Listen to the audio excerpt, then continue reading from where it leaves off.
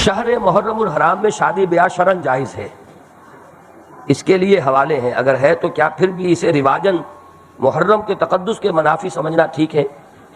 محرم کے تقدس کے منافی سمجھنا تو غلط ہے، اس لیے کہ کوئی شے ہی نہیں۔ اس شے کو تو یعنی جب وہ معاملہ ہوا تھا واقعہ میرا، تو شیعہ علماء نے بھی کہا کہ حرام نہیں ہے، ہم نہیں کہتے کہ حرام ہے، ناجائز ہے، یہ کہا انہوں نے۔ تو یہ تو در حقیقت ایک چیز ہے کہ جو رواج اس کا پڑ گیا ہے۔ تو میں نے تو یہ کہا تھا کہ حضرت حسین رضی اللہ تعالیٰ عنہ کی شہادت محرم میں ہوئی، حضرت حمزہ کی شہادت جو ہے وہ شوال میں ہوئی، اور شوال میں آپ شادیاں کرتے بیتاشا۔ حضرت مصعب بن عمیر کی شہادت ہوئی، حضور زخمی ہوئے، 70 صحابہ جو ہے وہ اس میں شہید ہو گئے، جن میں حضرت حمزہ اور حضرت مصعب بن عمیر جیسی شخصیتیں موجود تھیں۔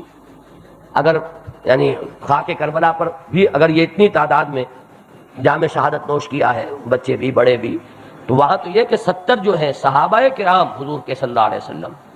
لیکن یہ کہ یہ کہاں ہے کہ اس شوال کے مہینے میں آپ شادی نہیں کر سکتے؟ غزوہ احد شوال میں ہوا ہے۔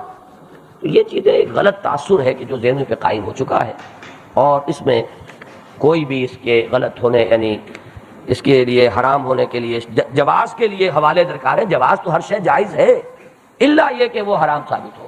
ہماری تو شریعت کا کہ اصل جو ہے وہ اباح ہے، مباح ہے ہر چیز، الا یہ کہ اس کے لیے کوئی ممانعت وارد ہو گئی ہو، تو وہ تو جائز ہے، الا یہ کہ بلا کیا گیا۔